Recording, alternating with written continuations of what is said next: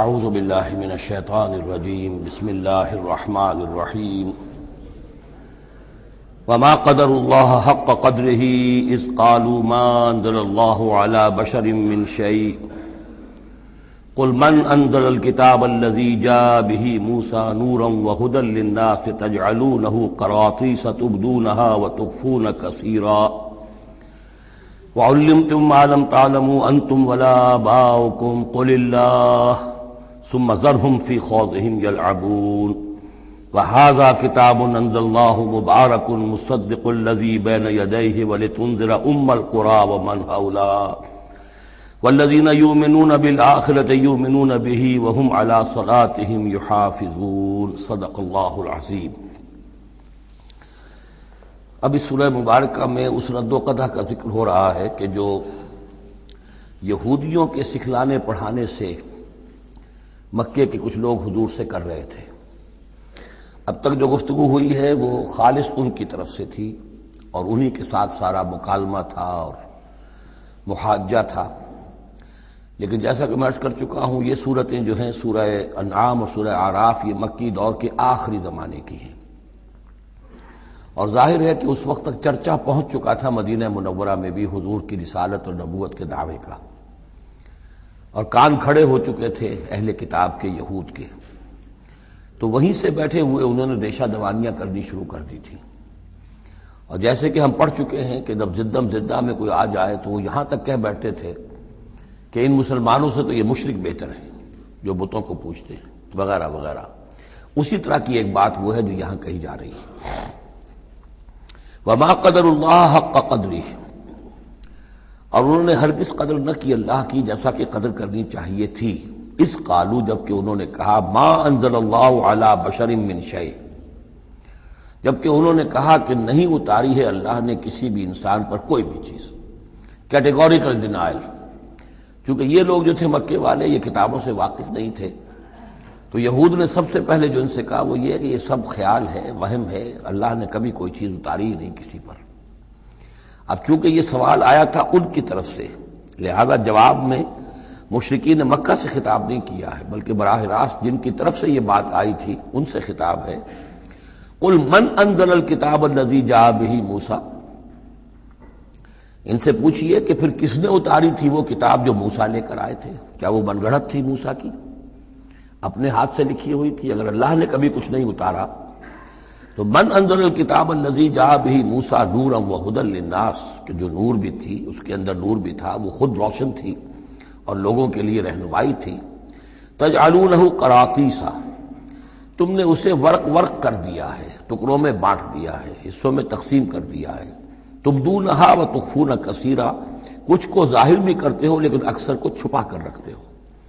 یہودیوں نے کتاب کو جس طرح چھپایا ہے اور اپنے من مانی فتویٰ فروشی کے لیے تو انہوں نے یہ شکل اختیار کی تھی کہ عام لوگوں کے ہاتھ میں یہ کتاب نہیں آنی چاہیے، بڑی محفوظ رہنی چاہیے وہ، اور یہ کہ عام لوگوں کی دسترس میں نہ ہو۔ وَعُلِّمْتُمْ مَا لَمْ تَعْلَمُوا أَنْتُمْ وَلَا آبَاؤُكُمْ، اور تمہیں سکھائی گئی تھی وہ سب باتیں جو نہ تم جانتے تھے تمہارے آباء و اجداد جانتے تھے۔ قُلِ اللَّهُ، کہیے یہ سب اللہ نے نازل کیا، تورات بھی اللہ نے نازل فرمائی تھی، انجیل بھی اللہ نے نازل فرمائی تھی، اب یہ قرآن بھی اللہ نے نازل فرمایا ہے۔ ثم ذرہم فی خوضہم یلعبون، پھر یہ بات کہنے کے بعد اے نبی صلی اللہ علیہ وسلم ان کو چھوڑ دیجئے اور ان سے کنارہ کشی کر لیجئے، وہ اپنی باتوں میں خرافات کے اندر کھیلتے رہیں۔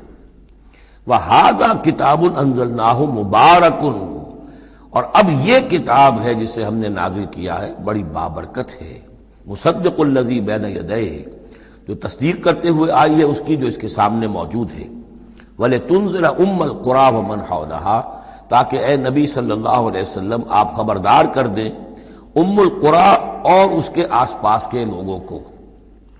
القرى، قرى قریے کی جمع ہے، قرى بستیوں کی ماں، بستیوں کی جڑ، بستیوں کی بنیاد۔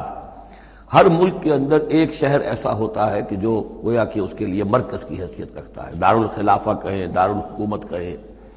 تو اگرچہ عرب میں کوئی حکومت نہیں تھی مرکزی حکومت، لیکن یہ کہ عرب میں، جزیرہ نما عرب میں مکہ مکرمہ کو القرى کی حیثیت حاصل تھی۔ یہی ایک شہر ایسا تھا کہ جہاں ایک تو یہ کہ کعبہ تھا، تمام قبیلے جو ہیں وہ یہاں حج کے لیے آتے تھے، ان کا مذہبی مرکز تھا۔ پھر یہ کہ جو قریش کو خاص طور پر ایسٹ ویسٹ ٹریڈ کے اندر جو خاص مونوپولی حاصل ہو گئی تھی، اور وہ بھی اسی کعبے کی برکت کی وجہ سے، اس کی وجہ سے پیسے کی ریل پیل بھی تھی، قافلے آتے تھے جاتے تھے، یہیں سے ہو کر جو یمن سے قافلے چلتے تھے مکے سے ہو کر شام کو جاتے تھے، شام سے آتے تھے مکے سے ہو کر پھر یمن کو جاتے تھے، یہ القریٰ ہے۔ تو اے نبی ہم نے آپ کے پاس اب یہ کتاب نازل کی ہے جو مبارک ہے، تاکہ آپ القریٰ میں جو رہنے والے انہیں خبردار کریں، اور من حولہا، اور جو ان کے ارد گرد ہیں۔ اب یہ من حولہا کا معاملہ یہ ہے کہ اس کا تو دائرہ بڑھتا چلا جائے گا، اس لیے کہ ایک ماحول امیڈیٹ ہے، ایک ذرا اور فاصلے پر ہے، ایک اور فاصلے پر ہے، اور ویسے یہ ہے کہ دنیا کا نقشہ اگر ہم دیکھیں کہ جو بھی پرانے بر اعظم تین تھے، ایشیا، یورپ اور افریقہ، باقی یہ کہ امریکہ بھی بہت دیر کے بعد جا کر جو دریافت ہوا ہے، آسٹریلیا اور انٹارکٹک اور انٹارکٹیکا جو ہے، تو یہ اصل میں ناف معلوم ہوتی ہے ان تین بر اعظموں کی۔ تینوں بر اعظم جہاں پر جڑ رہے ہوتے ہیں، تقریباً یہ علاقہ ہے جسے ہم مڈل ایسٹ کہتے ہیں۔ یہ مڈل ایسٹ تو اس کے لیے مس نومر ہے، صحیح لفظ نہیں ہے، لیکن یہ ضرور ہے کہ یہ نقطہ اتصال ہے جہاں یورپ مل رہا ہے، ایشیا مل رہا ہے، افریقہ مل رہا ہے، اور اس جنکشن پر یہ جزیرہ نماء عرب واقع ہے، لہذا یہ اس اعتبار سے پوری دنیا کے لیے بھی ایک مرکز کی حیثیت رکھتا ہے۔ تو من حولہا میں پھیلتے چلے جائیں گے تو پورا قرہ ارضی بھی آ جائے گا۔ والذین یؤمنون بالآخرۃ یؤمنون بہ، اور وہ لوگ جو آخرت پر ایمان رکھتے ہیں، یعنی یہ کہ ان لوگوں میں سے بھی، مشرکین میں سے بھی، ایک تو وہ جو سرے سے منکر ہیں بعث بعد الموت کے، لیکن جن کے ذہن میں کچھ بھی تصور ہے کہ نہیں ہے، اب جن اٹھنا ہے، جواب دہی ہے، تو پھر یہ ہے کہ وہ اس پر ایمان لے آئیں گے۔ وہم علی صلاتہم یحافظون، اور وہ اپنی نمازوں کی حفاظت کرنے والے ہیں۔ اس میں اشارہ ہو رہا ہے کہ لوگ ایمان لے آئے ہیں، آخر مکے ہی میں سے تھے نا تمام صحابہ کرام مہاجرین۔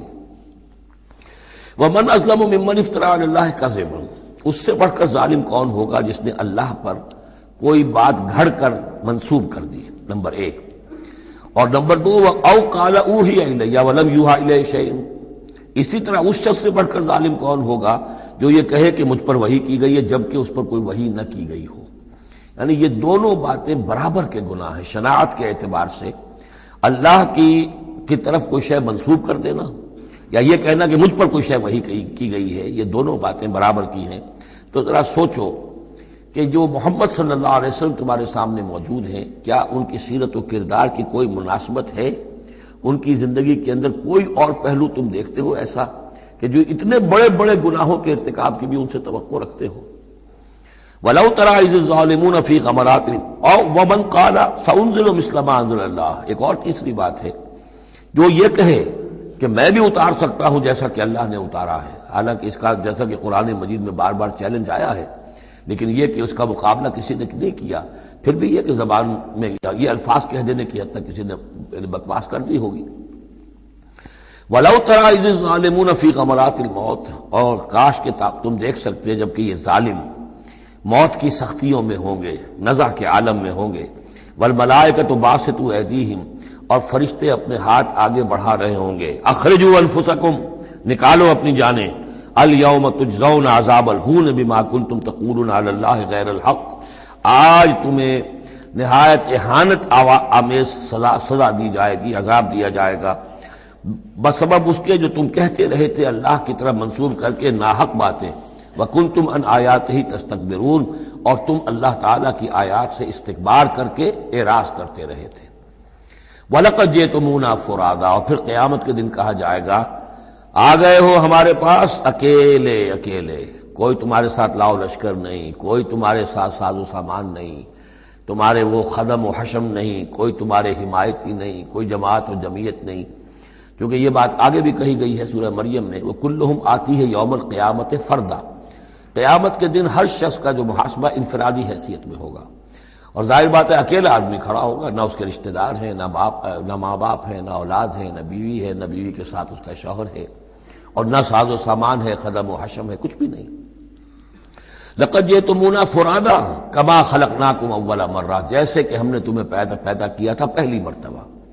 اب یہ نوٹ کیجئے، خلقناکم اول مرہ، اس کا مطلب ہے تخلیق دو مرتبہ ہوئی ہے۔ ایک تخلیق عالم ارواح میں ہوئی تھی، اس وقت بھی سب اکیلے اکیلے کھڑے تھے، نہ کوئی کسی کا باپ تھا، نہ کوئی کسی کی ماں تھی، ارواح کے مابین کوئی رشتہ داری نہیں تھی۔ یہ رشتہ داریاں تو پھر عالم خلق میں ہوئی ہیں آ کر، کہ ایک باپ اور ماں کا معاملہ ہے، پھر اولاد کا معاملہ ہے، پھر دادا اور پوتے کا معاملہ ہے، یہ ارواح کے مابین کوئی اس طرح کی رشتہ داری نہیں تھی۔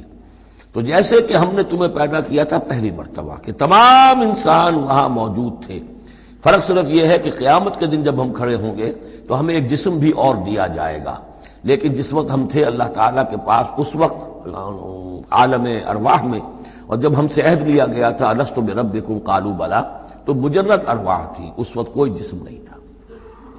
لیکن یہ کہ وہ جو اس کے اندر مشابہت ہے کہ جیسے اس وقت بھی حضرت آدم سے لے کر ان کی نسل کے آخری انسان تک جو دنیا میں ہوگا قیامت تک، وہ سب کے سب ان کی ارواح موجود تھیں، اسی طریقے سے قیامت کے دن بھی یہ سب کے سب کھڑے ہوں گے۔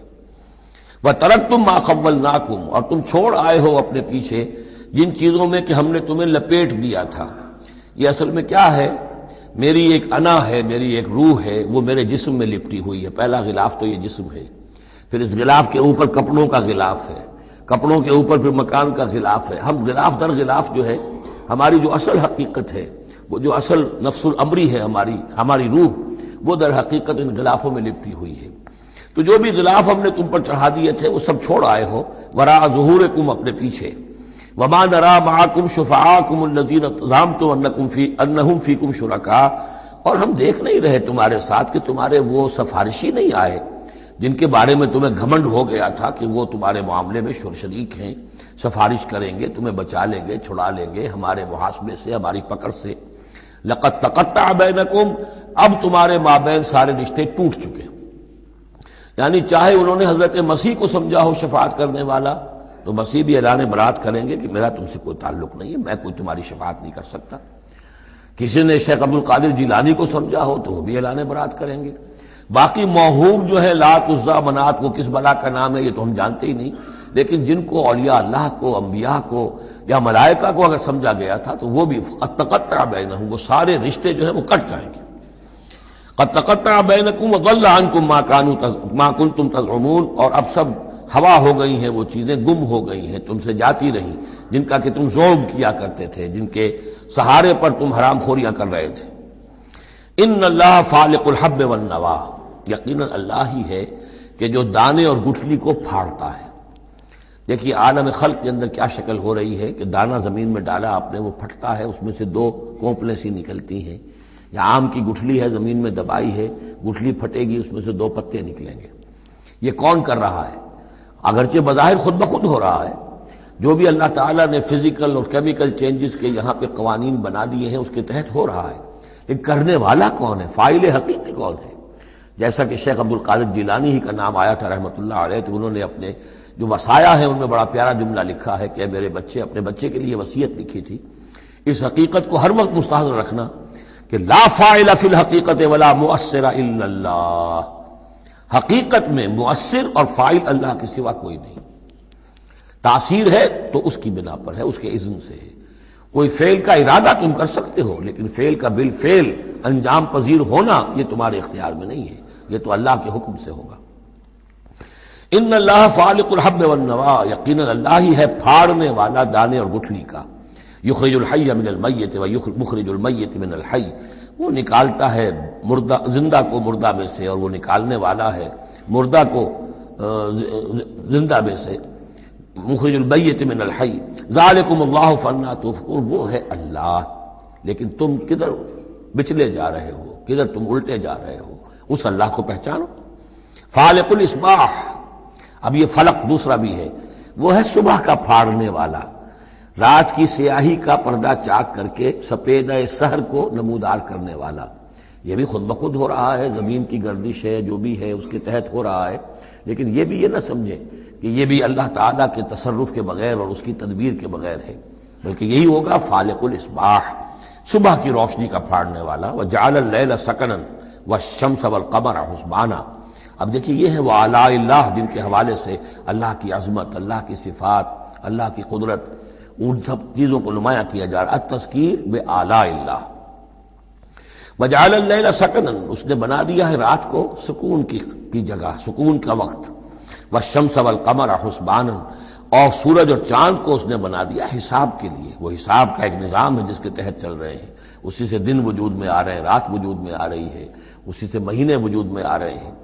ذالک تقدیر العزیز العلیم، یہ اندازہ ہے مقرر کیا ہوا اس ہستی کا جو العزیز ہے اور العلیم ہے، زبردست ہے اور سب کچھ جاننے والی ہے۔ وَهُوَ الَّذِي جَعَلَ لَكُمُ النُّجُومَ لِتَهْتَدُوا بِهَا فِي ظُلُمَاتِ الْبَرِّ وَالْبَحْرِ، اور وہی ہے کہ جس نے ستاروں کو بنا دیا ہے تمہارے لیے کہ ان سے تم راستہ پاؤ۔ اندھیری راتوں کے اندر قافلے چلتے تھے تو ستاروں سے وہ سمت معین کر کے چلتے تھے، اسی طریقے سے جہاز رانی ہوتی تھی سمندر میں تو آپ کو معلوم ہے ستاروں ہی سے وہ اپنا رخ معین کرتے تھے۔ لِتَهْتَدُوا بِهَا فِي ظُلُمَاتِ الْبَرِّ وَالْبَحْرِ، خشکی اور سمندر کی تاریکیوں میں تم ان ستاروں سے راستہ پاتے ہو۔ قد فصلنا الآیات لقوم یعلمون، ہم نے تو اپنی آیات کو واضح کر دیا، اس کی تفصیل بیان کر دی، کھول کھول کر بیان کیا ان لوگوں کے لیے جو علم رکھتے ہیں یا جو علم حاصل کرنا چاہیں۔ وَهُوَ الَّذِي أَنشَأَكُم مِّن نَّفْسٍ وَاحِدَةٍ، اور وہی ہے کہ جس نے تمہیں اٹھایا ایک جان سے۔ یہ سب جو ہے ظاہر بات ہے کہ ایک جان سے بنا ہے، جو بھی پوری کی پوری یہ جو نسل انسانی بنی ہے وہ ایک جان سے بنی ہے۔ اس میں یہ بھی ہو سکتا ہے کہ مراد حضرت آدم علیہ السلام ہو، اور یہ بھی ہو سکتا ہے اگر کوئی حقیقت ہے ایولیوشن تھیوری میں تو اس کو آپ ٹریس کریں اور امیبا تک لے جائیں، وہ بھی ایک جان ہے۔ اس جان سے ہی پھر مختلف ارتقائی مراحل طے کرتے ہوئے، اس میں پہلے کوئی سیکس نہیں تھا، پھر ہوتے ہوتے سیکس ظاہر ہوا، تو اسی سے خلق منہا زوجہا والی بات جو ہے، اور اس پر ڈاکٹر رفیع الدین مرحوم نے قرآن اور علم جدید جو ان کی کتاب ہے اس میں بہت عمدہ تحقیق ان کی ہے، اور مولانا امین اصغر اصلاحی صاحب نے بھی اس کی تصویر کی ہے۔ تو جن لوگوں کو دلچسپی ہو اس کتاب کا مطالعہ کریں کہ یہ ایک جان سے پیدا کرنے کا مطلب کیا ہے۔ فَمُسْتَقَرٌّ وَمُسْتَوْدَعٌ، اس نے بنایا تمہیں ایک جان سے، لیکن پھر یہ کہ تمہارے لیے ایک تو مستقل ٹھکانہ ہے اور ایک ہے کچھ دیر کے لیے امانت کے طور پر رکھے جانے کی جگہ۔ اب یہ مستقر کیا ہے، مستودع کیا ہے، اس میں تین قول ہیں مفسرین کے۔ پہلا قول تو یہ ہے کہ مستقر تو ہے دنیا، یہاں ہم آئے ہیں، اب مجھے یہاں 66 برس ہونے کو آئے ہیں، میں یہاں اس دنیا میں ہوں، لیکن مستودع کیا تھا، تھوڑی دیر کے لیے جو میں رہا ہوں اپنی والدہ محترمہ کے بطن میں رہا ہوں، تو وہ رحم مادر جو ہے وہ مستودع تھا، کچھ دیر کے لیے وہاں امانتاً انسان رہتا ہے اور پھر وہ دنیا میں آتا ہے، وہ مستقر ہے۔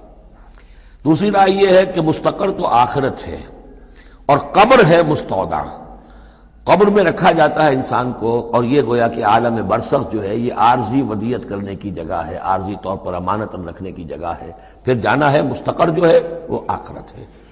تیسری رائے یہ ہے کہ مستقر آخرت ہے اور مستودع دنیا ہے، دنیا میں جو وقت ہم گزار رہے ہیں یہ آخرت کے مقابلے میں بہت ہی عارضی ہے۔ اس حوالے سے اسے بھی کہا جا سکتا ہے کہ یہ بہت ہی عارضی سی امانت کی جگہ ہے۔ قد فصلنا الآیات لقوم یفقہون، ہم نے تو اپنی آیات کو واضح کر دیا ہے اور تفصیل بیان کر دی ہے ان لوگوں کے لیے جو تفقہ سے کام لیں، غور کریں، سوچیں، سمجھیں۔ وَهُوَ الَّذِي أَنزَلَ مِنَ السَّمَاءِ مَاءً، اور وہی ہے کہ جس نے اتارا ہے آسمان سے یا بلندی سے پانی۔ فَأَخْرَجْنَا بِهِ نَبَاتَ كُلِّ شَيْءٍ، پھر ہم نے نکال دیا اس کے ذریعے سے ہر شے کی نباتات، اگنے والی ہر شے جو ہے نباتات زمین سے نکالی۔ فَأَخْرَجْنَا مِنْهُ، تو ہم نے اس کے ذریعے نکالے اس میں سے خضرن، سرسبز کھیتی، نخرج منہ حبا متراکبا، جس میں سے ہم نکالتے ہیں کہ جو دانے ہیں ایک دوسرے کے اوپر چڑھے ہوئے ہیں۔ اب سٹا ہے تو چاہے وہ کوئی کسی بھی یعنی اس کا ہے اناج کا، اب کس طریقے سے کہ دانے کے اوپر دانا چڑھا ہوا ہوتا ہے، حبا متراکبا، یہ دانے ایک دوسرے کے اوپر چڑھے ہوئے ہوتے ہیں۔ وَمِنَ النَّخْلِ مِنْ طَلْعِهَا قِنْوَانٌ دَانِيَةٌ، اور کھجور کے گابھے میں سے گوشے ہوتے ہیں کہ جو لٹکتے ہوئے ہوتے ہیں۔ وَجَنَّاتٍ مِّنْ أَعْنَابٍ، اور باغات ہم نے بنا دیے ہیں جو کہ کھجور انگوروں کے ہیں۔ وَالزَّيْتُونَ، اور زیتون، وَالرُّمَّانَ، اور انار، مُشْتَبِهًا وَغَيْرَ مُتَشَابِهٍ، ایسے بھی جو ایک دوسرے سے ملتے جلتے ہیں رنگ میں، روپ میں، شکل میں، اور ایسے بھی ہیں کہ جن میں کچھ فرق ہے۔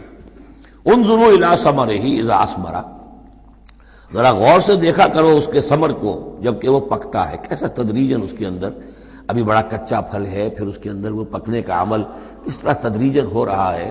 انظروا الی ثمرہ، ان ثمرات کو دیکھا کرو، اذا اثمر، جب کہ وہ پکتے ہیں، پھل لاتے ہیں، وینعہ، اور اس کے پکنے کو بھی دیکھو، اذا اینع، یہ گویا کہ یہاں محذوف ہوگا، وینعہ اذا اینع، انظروا الی ثمرہ اذا اثمر، دیکھو اس کے پھل لانے کو جب کہ وہ پھل لائے، وَيَنْعِهِ إِذَا أَنْعَا، اور اس کے پکنے کو دیکھو کس طرح تدریجاً وہ پکتا ہے۔ ان فی ذالکم لآیات لقوم یؤمنون، یقیناً اس میں ہیں نشانیاں ان لوگوں کے لیے جو ایمان لانا چاہیں یا جو ایمان رکھتے ہوں۔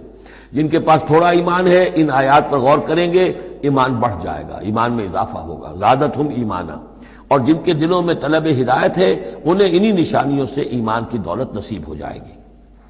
وجعلوا للہ شرکاء الجن، اور انہوں نے اللہ کے شریک بنا دیا جنات کو، وخلقہم وخرقوا لہ بنینا، حالانکہ اللہ نے ان کو بھی پیدا کیا ہے، جیسے انسانوں کو پیدا کیا جنات کو پیدا کیا۔ فرق صرف یہ ہے کہ جنات کو آگ سے پیدا کیا، اور جنات جو ہیں اپنی طبعی طور پر اس کائنات میں بہت دور تک ان کی رسائی ہے۔ ہم جہاں بڑے بڑے راکٹ جو ہیں billions and billions of dollars کے لیے ایک بناتے ہیں، اور پھر اس کی ایک جو ہم گاڑی بنائی ہے اور وہ جاتی ہے اور دوڑتی ہے اور آتی ہے، شٹل ہے، اور اس پر کتنا پیسہ خرچ ہوتا ہے، یہ تمام جو ہے جنات کے لیے یہ سارا علاقہ ان کی آمد و رفت کے لیے وہ اپنی طبعی صلاحیت کے بنا پر جاتے آتے رہتے ہیں، جس میں کہ ہمیں جانے کے لیے یہ ساری کچھ ایجادات جو ہیں وہ کرنی پڑی ہیں۔ لیکن یہ کہ بہرحال وہ بھی ہیں تو مخلوق، جیسے کہ فرشتے ان سے بھی آگے کی شے، لیکن ہیں وہ بھی مخلوق، فرشتے بھی مخلوق ہیں، جنات بھی مخلوق ہیں، انسان بھی مخلوق ہیں۔ وجعلوا للہ شرکاء الجن، انہوں نے شریک بنا لیا جنات کو اللہ کے ساتھ، وخلقہم، اس نے ان کو پیدا کیا ہے، وخرقوا لہ بنین وبنات، اور اس کے لیے انہوں نے گھر لیے ہیں بیٹے اور بیٹیاں۔ حضرت عیسیٰ کو بیٹا بنا دیا گیا، حضرت عزیر کو بیٹا بنا دیا گیا، اور اللہ تعالیٰ کی فرشتوں کو کہہ دیا گیا وہ بیٹیاں ہیں، بغیر علم، بغیر اس کے کہ کوئی علمی سند ہو، کوئی بنیاد ہو، کوئی دلیل ہو۔ سبحانہ و تعالی عما یصفون، وہ پاک ہے اور بہت بلند و بالا ہے ان تمام چیزوں سے جو یہ بیان کر رہے ہیں۔ بدیع السماوات والارض، یہ لفظ آ چکا ہے سورہ بقرہ میں، کریشن ایکس نہیلو، عدم محض سے وجود میں لانے والا، وہ ہے کہ جو آسمانوں اور زمین کو وجود میں لایا ہے عدم محض سے۔ انا یکون لہ ولد، اس کے اولاد کیسے ہو سکتی ہے، ولم تکن لہ صاحبہ، جبکہ اس کی کوئی بیوی نہیں، کوئی جورو نہیں، تو اولاد کیسے ہو جائے گی۔ وخلق کل شیء، اور اس نے تو ہر شے کو پیدا کیا ہے، ایک خالق ہے باقی سب مخلوق ہیں۔ وہو بکل شیء علیم، اور وہ ہر چیز کا علم رکھتا ہے، اس کی مخلوقات میں سے کوئی شے اس کی نگاہوں سے ایک لمحے کے لیے بھی اوجھل نہیں ہے۔ ذالکم اللہ ربکم، وہ ہے اللہ تمہارا رب۔ اصل میں یہ انداز سمجھ لیجئے کہ چونکہ جو یہ مشرکین مکہ اور عرب تھے وہ اللہ کو مانتے تو تھے، اصل میں اس کی صفات کمال، اس کی قدرت، اس کی عظمت، اس کے بارے میں ان کا ذہن کچھ جو ہے محدود ہو گیا تھا، ورنہ اللہ کے منکر تو وہ نہیں تھے۔ ذالکم اللہ ربکم، دیکھو جس اللہ کو تم مانتے ہو وہ ہے وہ اللہ جس کی یہ شان ہے۔ تم نے اس کی اصل حقیقت کو نہیں پہچانا، تم نے اس کو جو ہے بہت ہی کمزور اور ضعیف سی کوئی شخصیت سمجھا ہے کہ جس کے اوپر کوئی دباؤ ڈال کر بھی اپنی بات منوا لے گا۔ تم نے سمجھا ہے جیسے کہ تمہاری کوئی بچی آ جائے اور تم سے کچھ چیز مانگے، اگر تم دے سکتے ہو تو ضرور دے دیتے ہو، ایسے ہی اس کی بچیاں بھی ہیں، یہ فرشتے جو ہیں جس کی سفارش کریں گی وہ جو ہے سب کو بخش دیے جائیں گے۔ یہ تم نے اپنے اوپر جو ہے قیاس کر لیا ہے اللہ تعالیٰ کو، اس کی قدرت، اس کی عظمت، اس کا وراء الورا ہونا، اس کا بکل شیء علیم ہونا، اس کا علی کل شیء قدیر ہونا، اس کا ہر جگہ پر موجود ہونا، اس کا تم تصور نہیں کر پا رہے۔ ذالکم اللہ ربکم، وہ ہے اللہ تمہارا رب جو جس کو ہم اس طرح بیان کر رہے ہیں۔ لا الہ الا ہوا، اس کے سوا کوئی معبود نہیں ہے، خالق کل شیء، وہ ہر شے کا بنانے والا، پیدا کرنے والا ہے۔ فاعبدوہ، بس اسی کی بندگی اور پرستش کرو۔ وہو علی کل شیء وکیل، اور وہ ہر شے کا کارساز وہی ہے، کوئی تمہارے لیے کارساز نہیں۔ لا تتخذوا من دونی وکیلا، میرے سوا کسی اور کو اپنا کارساز نہ سمجھنا۔ لا تدرکہ الابصار وہو یدرک الابصار وہو اللطیف الخبیر، اسے نگاہیں نہیں پا سکتی، کیوں؟ هو اللطیف، وہ اتنا لطیف ہے، اتنا لطیف ہے، اتنا لطیف ہے کہ تمہاری نگاہیں اسے نہیں پا سکتی، نہیں دیکھ سکتی۔ لا تدرکہ الابصار وہو یدرک الابصار، وہ تمہاری نگاہوں کو پا لیتا ہے، جو جس لیے کہ وہ خبیر ہے، وہ باخبر ہے۔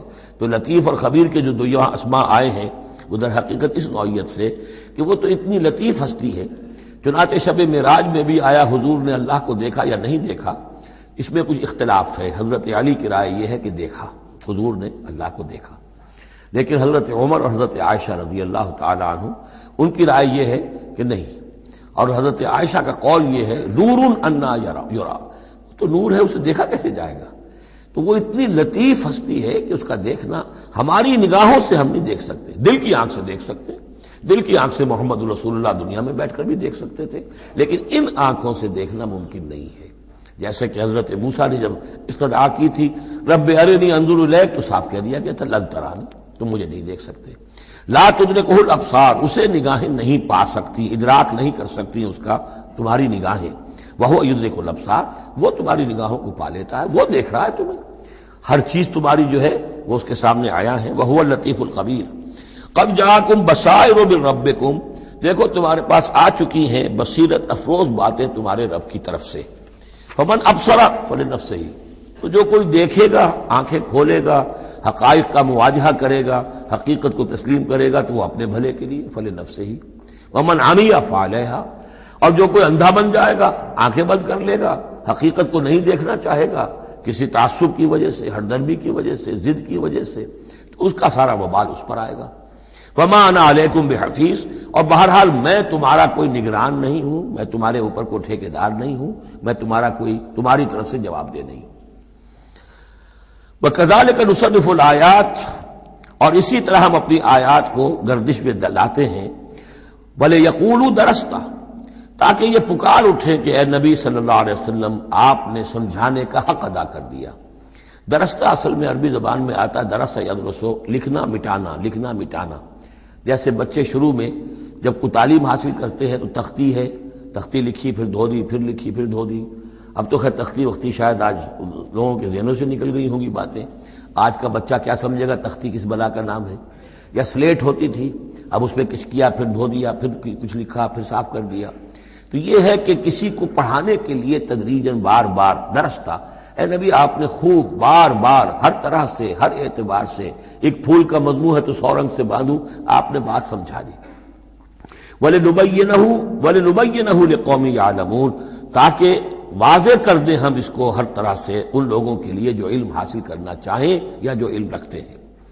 اتبع ما اوحی الیک من ربک، اب دیکھیے یہاں پر میں نے آپ سے کہا تھا کہ بار بار حضور سے خطاب آئے گا، لیکن یہ خطاب صرف حضور سے نہیں ہوتا، یہ حضور کی وساطت سے امت کے لیے بھی، اہل ایمان کے لیے بھی۔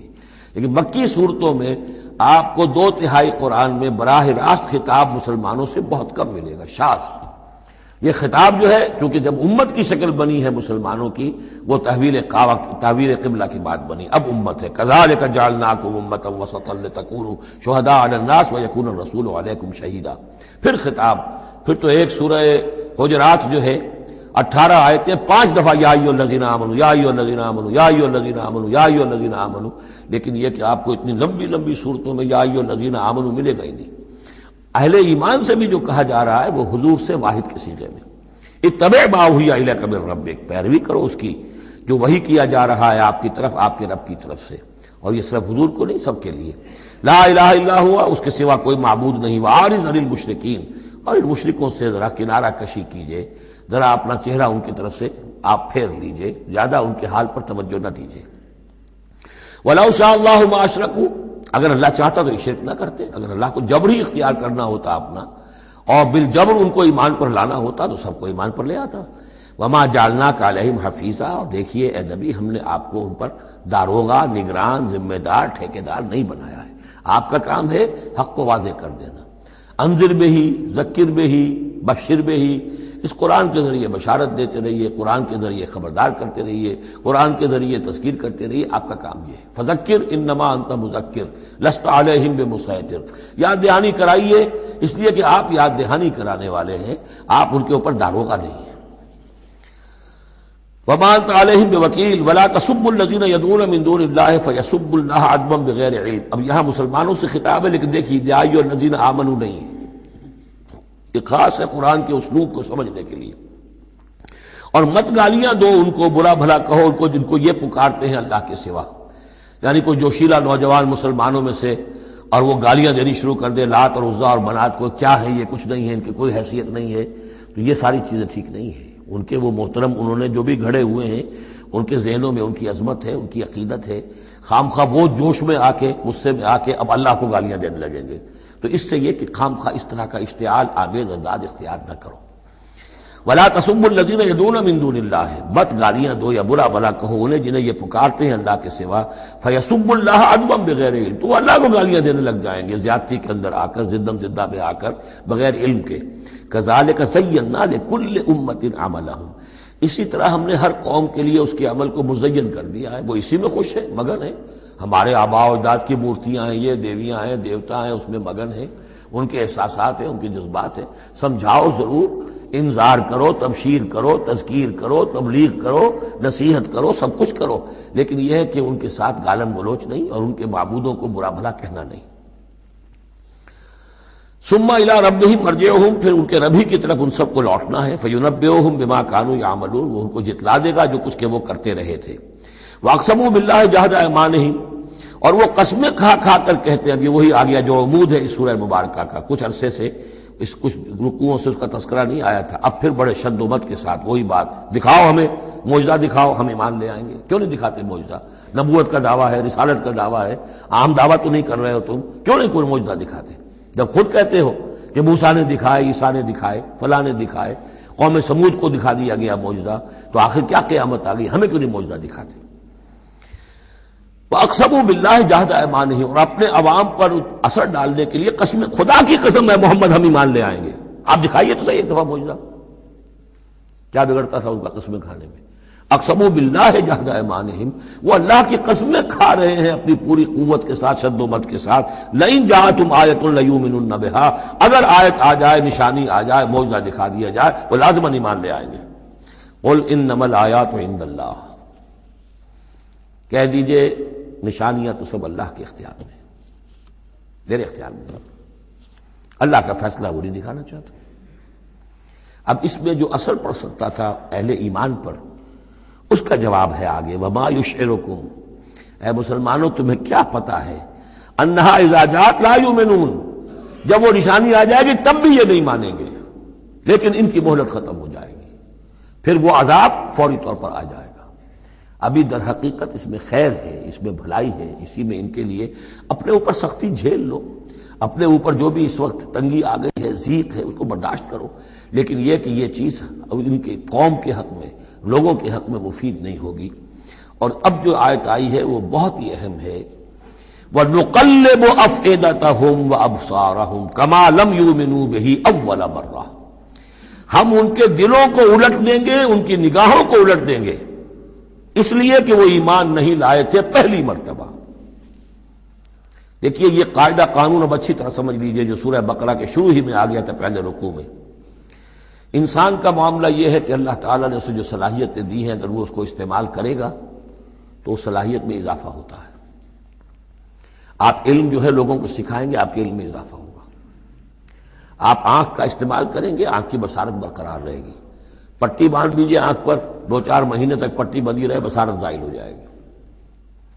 اس جوڑ کا کام ہے کہ یہ چلے، حرکت کرے، اس کے اوپر آپ پلاسٹر لگا دیجیے، کئی مہینے لگا رہے، اس کی حرکت ختم ہو جائے گی، لاک ہو جائے گی۔ جو صلاحیت اللہ نے دی ہے اس کا استعمال نہیں ہوگا تو وہ ہوتے ہوتے وہ صلاحیت پھر زائل ہو جاتی ہے، ضائع ہو جاتی ہے، سلب ہو جاتی ہے۔ ایک باطنی صلاحیت ہے حق کو پہچاننے کی، میرے اندر وہ صلاحیت ہے، مجھ پہ حق منکشف ہوا اور میرے دل نے گواہی دی حق ہے، میں نے اس کو دیکھنے سے انکار کر دیا، نہیں مانوں گا میں، ضد کی وجہ سے، تعصب کی وجہ سے، ہر درمی کی وجہ سے۔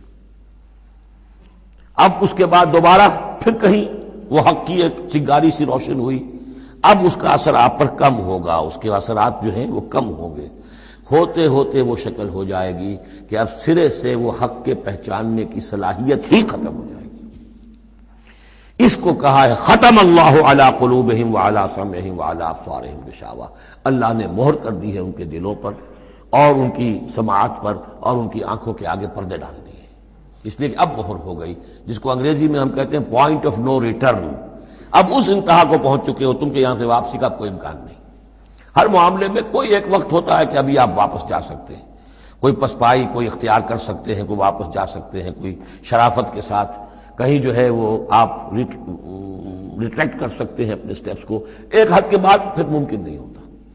اسی کو یہاں کہا ہے کہ چونکہ جب پہلی مرتبہ حق ان پر منکشف ہو گیا، اللہ نے حجت قائم کر دی، حق منکشف ہو گیا، پہچان لیا ان کے دل نے، ان کی روح نے کہ بصیرت باطنی نے کہ یہ حق ہے، تو فوراً مان لیتے تو خیریت تھی. چونکہ انہوں نے نہیں مانا تو اب تو ہم ان کے دلوں کو الٹ دیں گے. 100 معجزے بھی دیکھ لیں گے تو یہ ایمان نہیں لائیں گے. وَنُقَلِّبُ أَفْئِدَتَهُمْ وَأَبْصَارَهُمْ، ہم الٹ دیں گے ان کے دلوں کو بھی، ان کی نگاہوں کو بھی.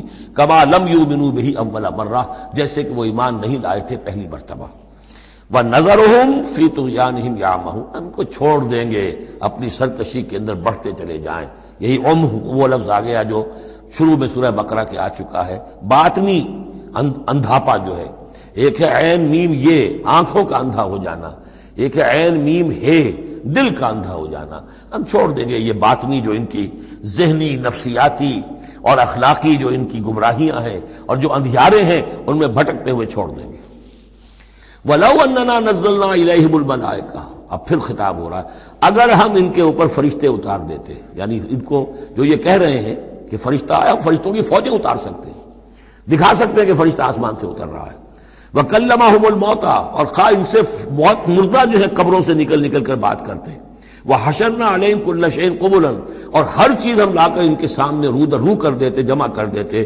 مَا كَانُوا لِيُؤْمِنُوا إِلَّا أَن يَشَاءَ اللَّهُ، تب بھی یہ نہیں ہے ایمان لانے والے الا یہ کہ اللہ چاہے. تو اللہ چاہے اور کسی کے اندر اس کی اگر طلب ہے تو اللہ تعالیٰ ان معجزوں کے بغیر بھی لوگوں کی آنکھیں کھول رہا ہے. جو ایمان لائے ہیں وہ معجزے دیکھ کر تو نہیں لائے، وہ طالب حق تھے، انہیں حق جو ہے مل گیا. وَلَٰكِنَّ أَكْثَرَهُمْ يَجْهَلُونَ، لیکن ان کی اکثریت جو ہے وہ جاہلوں پر مشتمل ہے. اور جاہل سے مراد جذباتی لوگ جو عقل سے کام نہیں لیتے بلکہ اپنے جذبات کے اندر یہ آلہ کار بن جاتے ہیں. اگلی آیت جو ہے یہ بھی بہت اہم ہے، ایک فلسفہ دین کے اعتبار سے، بلکہ فلسفہ تحریک، دعوت و تحریک کے اعتبار سے بہت اہم ہے.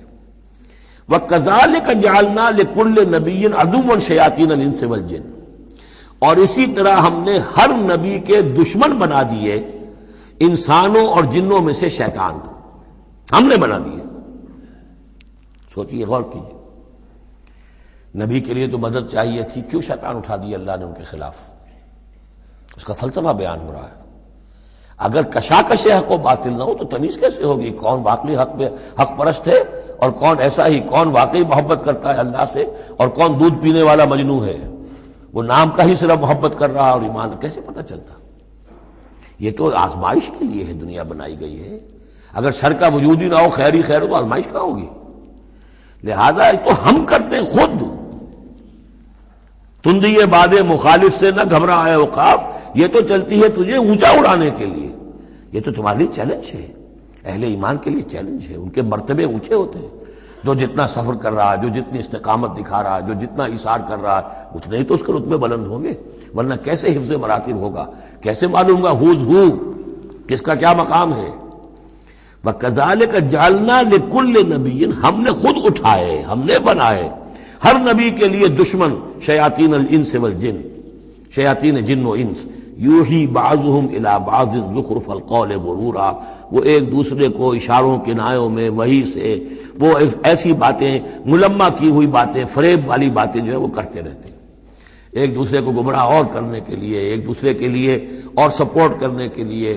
وہ جو جن ہے شیطان، وہ آ کر اس انسان شیطان کے کان میں پھونک مارتا ہے، ابھی ذرا تم اور صبر کرو، ابھی اور دیکھو کہیں تم پھسل نہ جانا، دیکھنا کہیں تم حق کو قبول نہ کر لینا. تو یہ ان کا آپس میں جو ہے گٹھ جوڑ، اس لیے کہ ہم نے خود ان کو یہ چھوٹ دی ہے. وَكَذَلِكَ جَعَلْنَا لِكُلِّ نَبِيٍّ عَدُوًّا شَيَاطِينَ الْإِنسِ وَالْجِنِّ يُوحِي بَعْضُهُمْ إِلَىٰ بَعْضٍ زُخْرُفَ الْقَوْلِ غُرُورًا وَلَوْ شَاءَ رَبُّكَ مَا فَعَلُوهُ، اور اگر آپ کا رب چاہتا تو وہ یہ نہ کر سکتے. ظاہر بات ہے کہ یہ کائنات میں کوئی پتا بھی اللہ کے اذن کے بغیر ہل نہیں سکتا. ابو جہل کی کیا مجال تھی کہ حضرت سمیہ کو شہید کر دیتا؟ ہے کون وہ؟ لیکن یہ تو اللہ کی طرف سے اجازت ہے. اس کا ہاتھ شل ہو جاتا، وہ ہاتھ جو اٹھا ہے برچا لے کر ان کی شرمگاہ میں مارنے کے لیے، تو کیا وہ ہاتھ وہیں کا وہیں شل نہ ہو جاتا اللہ کے حکم سے؟ لیکن نہیں، اذن رب ہے. ٹھیک ہے، ہماری اس بندی کو آزما لو جتنا آزمانا ہے، لیکن جتنا تم آزما رہے ہو تمہیں کیا اندازہ ہوگا اس کے رتبے جو ہیں ہمارے ہاں کتنے بلند سے بلند تر ہوتے چلے جا رہے ہیں، تم کیا جانو؟ یا لیت قومی یعلمون بما غفر لی ربی وجعلنی من المکرمین، کاش میری قوم کو معلوم ہو جائے، میری بیوی رو رہی ہوگی، میرے بچے رو رہے ہوں گے کہ ہمارا باپ جو ہے وہ شہید کر دیا گیا، کاش وہ جان سکتے کہ مجھے میرے رب نے کیا میرا اعزاز فرمایا ہے، میں یہاں کس عیش و آرام میں ہوں۔ ان کے رونے کا کیا سوال، وہ خوشیاں مناتے ہیں۔ تو یہ صورتحال ہے۔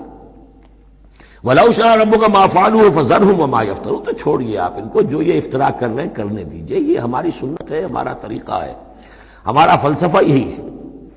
وَلِتَصْغَىٰ إِلَيْهِ أَفْئِدَةُ الَّذِينَ لَا يُؤْمِنُونَ بِالْآخِرَةِ وَلِيَرْضَوْهُ وَلِيَقْتَرِفُوا مَا هُمْ مُقْتَرِفُونَ، تاکہ مائل ہو جائیں ان کی طرف ان لوگوں کے دل جو آخرت پر ایمان نہیں رکھتے۔ یہاں دیکھیے اصل میں کیا بات ہے کہ جیسے الیکٹروسس ہوتا ہے، پانی کو الیکٹرولسس جب ہوتا ہے، ایک پازیٹیو ایک نیگیٹو، اب وہ جو آئنز ہیں وہ ادھر ادھر ہو جائیں گے۔ تو اللہ تعالیٰ نے حق و باطل کی کشاکش رکھی ہے، اس کشاکش کا نتیجہ کیا ہے؟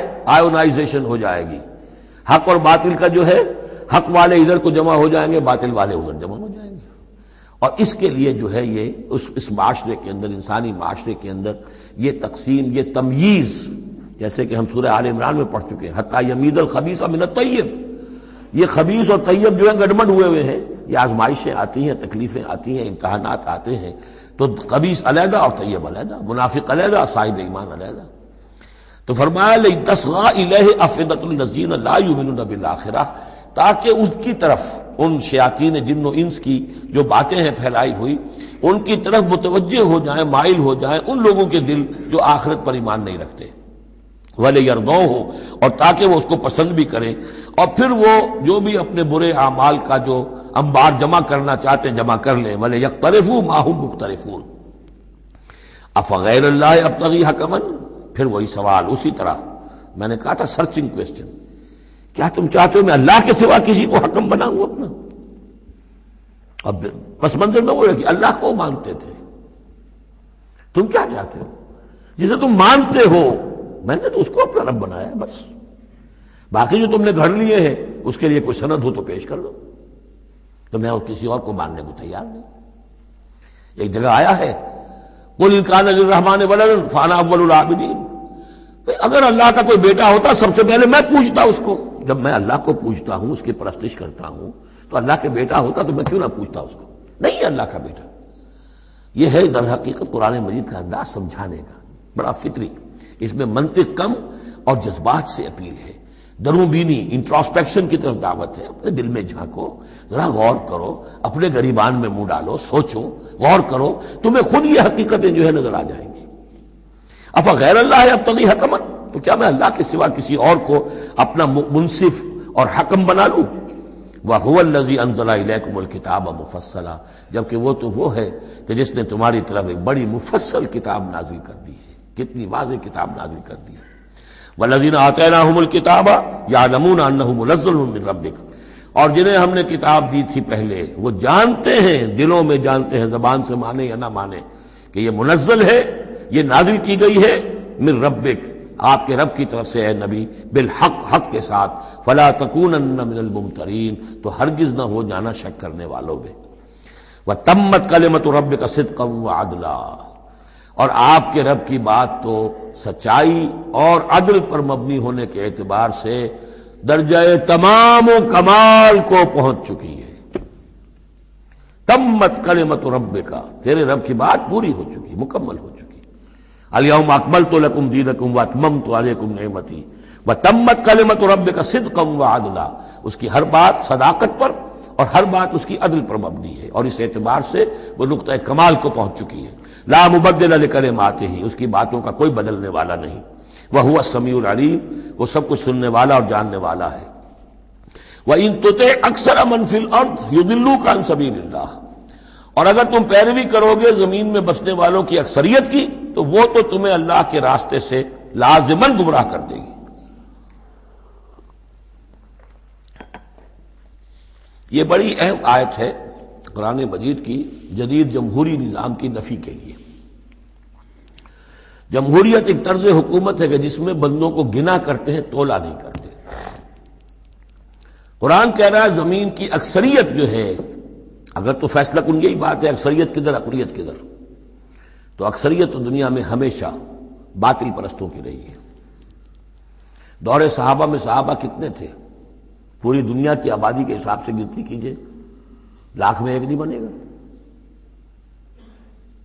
اس حوالے سے غور کریں. ان تطع اکثر من فی الارض یضلوک عن سبیل اللہ. اصل بات کیا ہے؟ ہاں ایک جگہ اکثریت آ سکتی ہے. موٹی موٹی باتیں جو دین کی ہیں وہ تو اس بنیاد پر مانی جائیں گی کہ اللہ اور اس کے رسول نے یہ فرمایا ہے. یہ لینڈ مارکس ہیں. اس کے اندر اندر مباحات کے درمیان فیصلہ اکثریت کی بنیاد پر کر لیا جائے. شراب حرام ہے وہ تو سرو نہیں کی جا سکتی. آپ کے ہاں کوئی دعوت ہونی ہے, کوئی تقریب ہے, اب اس میں سوچ رہے ہیں کہ کیا سرو کیا جائے.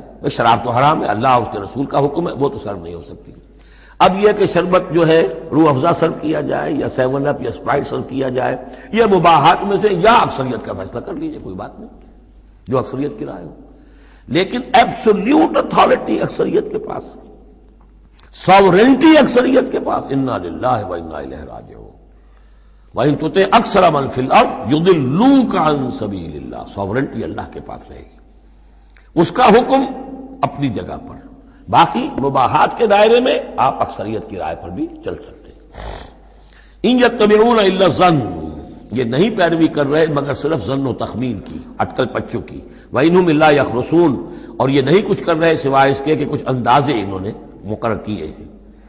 ان ربک هو اعلم من يضل عن سبیلہ, آپ کا رب خوب واقف ہے ان سے کہ جو اس کے راستے سے بھٹک چکے ہیں. وهو اعلم بالمہتدین, اور وہ خوب واقف ہے ان سے بھی جو ہدایت کی راہ پر ہیں. فَكُلُوا مِمَّا ذُكِرَ اسْمُ اللَّهِ عَلَيْهِ إِن كُنتُم بِآيَاتِهِ مُؤْمِنُونَ, تو کھاؤ ان چیزوں میں سے جن پر اللہ کا نام لیا گیا ہے اگر تم اس کی آیات پر ایمان رکھتے ہو. یہ پھر وہی جو عرب کے اندر مشرکوں میں جو جاہلی تصورات تھے, توہمات تھے, تو اس کو پھر رد کرنے کے لیے, بلکہ پھر نہیں کہنا چاہیے, یہ تو مکی صورتیں ہیں, یہ کام تو ہو چکا تھا. باقی یہ کہ وہ تو جو بھی آخری پھر ٹچز تھے وہ سورہ مائدہ وغیرہ میں دیے گئے ہیں. وَمَا لَكُمْ أَلَّا تَأْكُلُوا مِمَّا ذُكِرَ اسْمُ اللَّهِ عَلَيْهِ, یہ تم نے جو بنا لی ہیں چیزیں, اب ان کے اوپر چاہے وہ حام اور صائبہ اور یہ وسیلہ اور یہ وہ کوئی شے اللہ نے مقرر نہیں کی ہے, ان کو ذبح کرو. حلال جانور ہے, اونٹ ہے, کچھ اور ہے, اس کو حلال کر سکتے ہو, اللہ کا نام لو اور کھاؤ. وَمَا لَكُمْ أَلَّا تَأْكُلُوا مِمَّا ذُكِرَ اسْمُ اللَّهِ عَلَيْهِ وَقَدْ فَصَّلَ لَكُم مَّا حَرَّمَ عَلَيْكُمْ, جبکہ اللہ تعالیٰ تفصیل بیان کر چکا ہے تمہارے لیے وہ ان چیزوں کی جو حرام کی گئی ہیں. یہ سورۃ النحل کے اندر بھی یہ مضمون چونکہ آیا تھا, وہ آگے چل کر پڑھیں گے 14ویں پارے میں, لہذا وہ سورت اس سے پہلے نازل ہوئی ہے, لہذا فرمایا جا رہا ہے کہ وہ تمہارے اوپر اس کی تفصیل پہلے ہی بیان کی جا چکی ہے. الا ما اضطررتم الیہ, اس میں بھی تمہارے لیے گنجائش ہے کہ اگر اضطرار ہے, جان پر بنی ہوئی ہے, بھوک سے جان نکل رہی ہے, تو ان حرام چیزوں میں سے بھی کچھ کھا کر جان بچائی جا سکتی ہے. وَإِنَّ كَثِيرًا لَيُضِلُّونَ بِأَهْوَائِهِمْ بِغَيْرِ عِلْمٍ, اور اکثر لوگ جو ہیں وہ بغیر کسی تحقیق کے, بغیر علم کے, اپنی خواہشات کی بنا پر لوگوں کو گمراہ کرتے پھرتے ہیں. ان ربک هو اعلم بالمعتدین, اور یقیناً تیرا رب خوب جانتا ہے ان حد سے تجاوز کرنے والوں کو. وَذَرُوا ظَاهِرَ الْإِثْمِ وَبَاطِنَهُ, اور چھوڑ دو, تعلق منقطع کر لو ہر طرح کے گناہ سے, چاہے وہ کھلا ہو یا چھپا ہو. ان الذین یکسبون الاسم, یقیناً جو لوگ گناہ کماتے ہیں, سیجزون بما کانوا یقترفون, تو انہیں یقیناً بدلہ ملے گا اس کا جو وہ جمع کر رہے ہیں, جو کھتے بھر رہے ہیں برائیوں کے اور برے اعمال کے, ان کا پورا بدلہ ملے گا. ولا تاکلوا مما لم یذکر اسم اللہ علیہ, اور مت کھاؤ اس میں سے جس پر اللہ کا نام نہ لیا گیا ہو.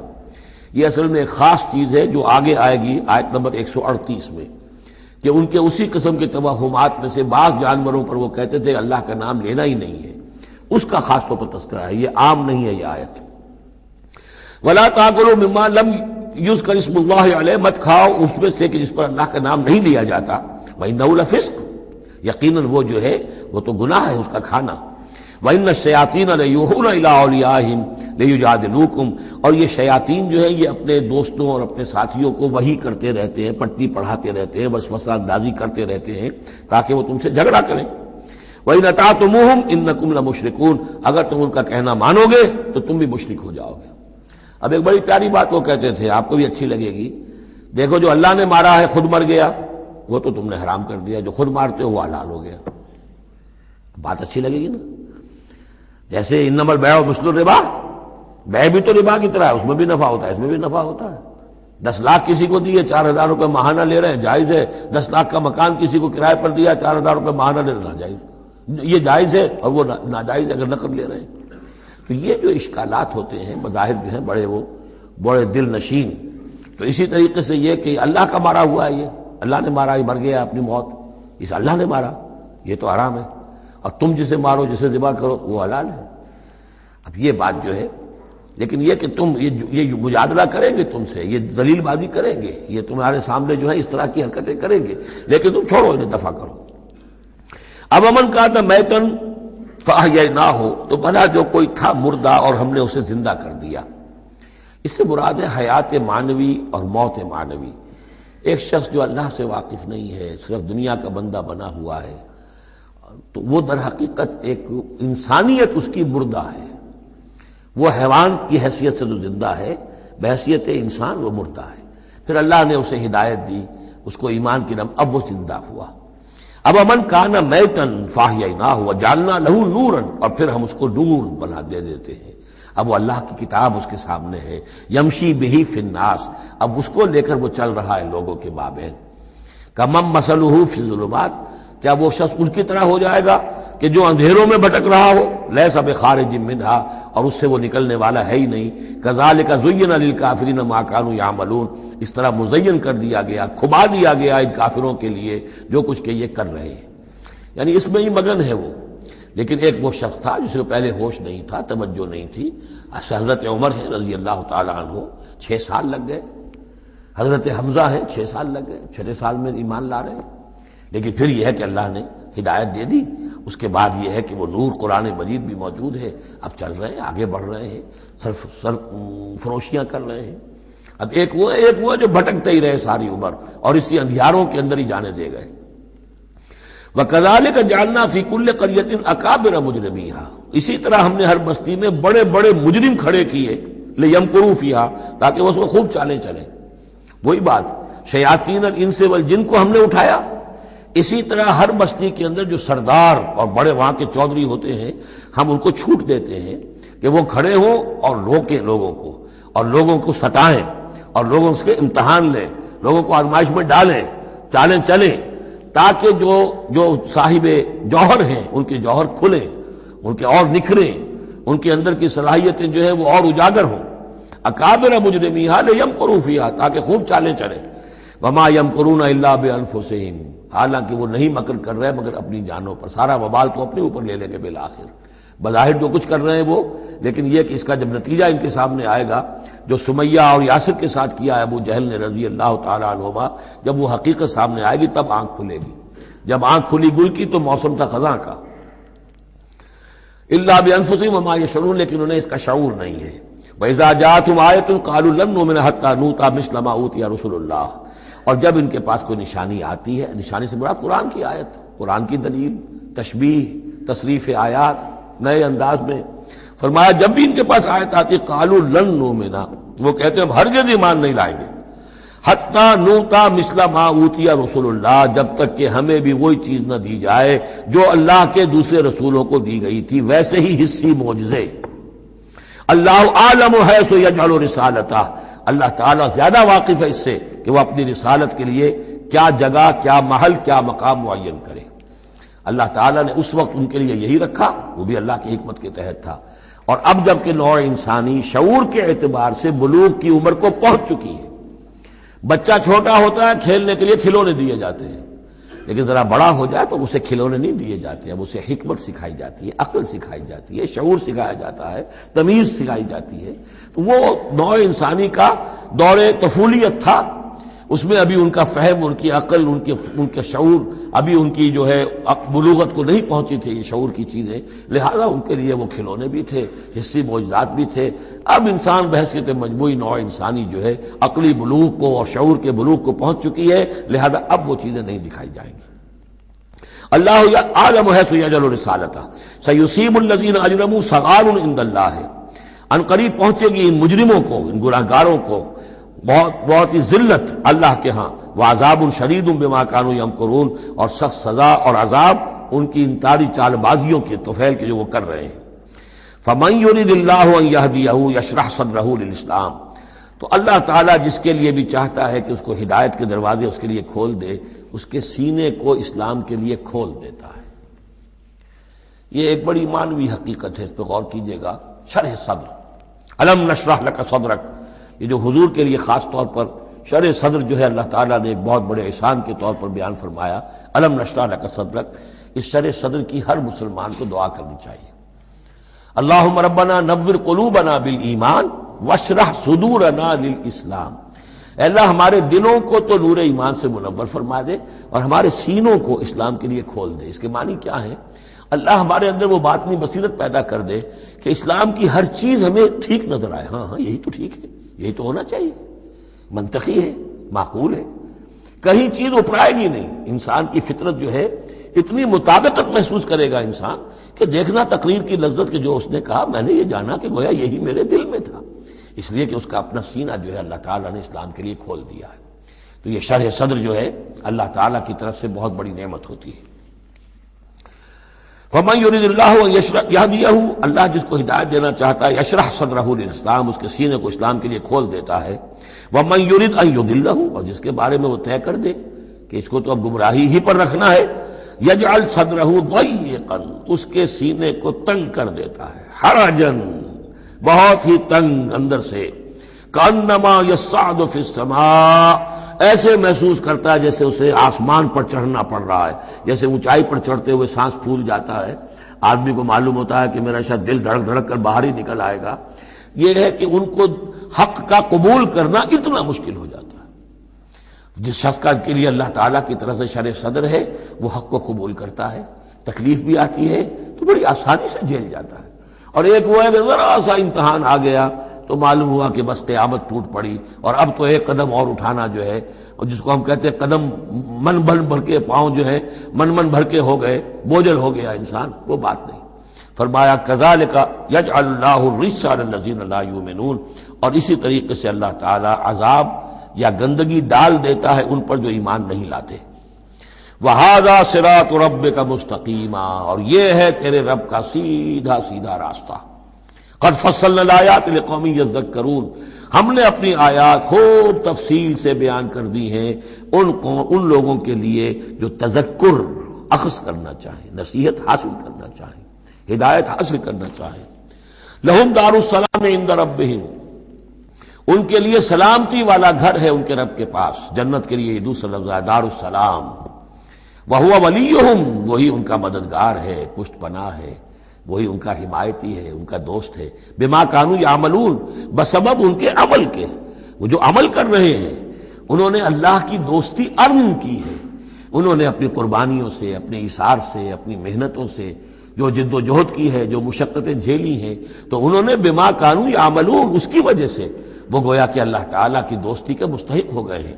وَهُوَ وَلِيُّهُمْ بِمَا كَانُوا يَعْمَلُونَ وَيَوْمَ يَحْشُرُهُمْ جَمِيعًا، اور جس دن کہ وہ جمع کرے گا ان کو سب کو، یا معاشر الجن، اللہ تعالیٰ فرمائے گا اے جنوں کی جماعت، قد استکثرتم من الانس، واقعتاً تم نے تو انسانوں میں سے بہتوں کو ہتھیا لیا۔ جو کہا تھا اس بڑے جن نے، عزازیل نے، کہ تو دیکھے گا وما تجد اکثرهم شاکرین، کہ ان کی اکثریت شکر کرنے والی نہیں ہو گئی، تو گویا کہ ایک طرح کا شاباش جو ہے اللہ تعالیٰ کی طرف سے ان کو دی جائے گی۔ یا معاشر الجن قد استکثرتم من الانس، تم نے تو بہت سے انسانوں کو ہتھیا لیا۔ وقال اولیاؤہم من الانس، اور جو ان کے ساتھی تھے انسانوں میں سے، ان کی غیرت ذرا جاگے گی کہ اللہ تعالیٰ نے یہ کیا کہہ دیا کہ ان جنات نے ہمیں جو ہے ہتھیا لیا اور شکار کر لیا۔ ربنا، وہ یہ کہیں گے ربنا استمتع بعضنا ببعض، پروردگار ہم میں سے بعض نے بعض سے فائدہ اٹھایا، ہم ان سے کام لیتے رہے، یہ ہم سے کام لیتے رہے، ہم نے ان کو موکل بنایا، ان کے ذریعے سے غیب کی خبریں، کہانت کی دکانیں چمکائیں۔ قال اولیاء من الانس ربنا استمتع بعضنا ببعض وبلغنا اجلنا الذي اجلت لنا، اور اب ہم اپنی اس مدت کو پہنچ چکے جو تو نے ہمارے لیے مقرر کر دی تھی۔ قال النار مسواکم، اللہ فرمائے گا اب آگ ہے تمہارا ٹھکانہ، خالدین فیہا الا ما شاء اللہ، اب تم رہو گے اسی میں ہمیشہ ہمیش سوائے اس کے جو اللہ چاہے۔ ان ربک حکیم علیم، یقیناً تیرا رب حکیم اور علیم ہے۔ وکذالک نولی بعض الظالمین بعضا بما کانوا یکسبون، اور اسی طرح ہم ساتھی بنا دیتے ہیں اور ملا دیتے ہیں بعض ظالموں کو بعض ظالموں کے ساتھ ان کے کرتوتوں کی وجہ سے، ان کی کمائی کی وجہ سے۔ بارک اللہ لی ولکم فی القرآن العظیم ونفعنی وإیاکم بالآیات والذکر الحکیم۔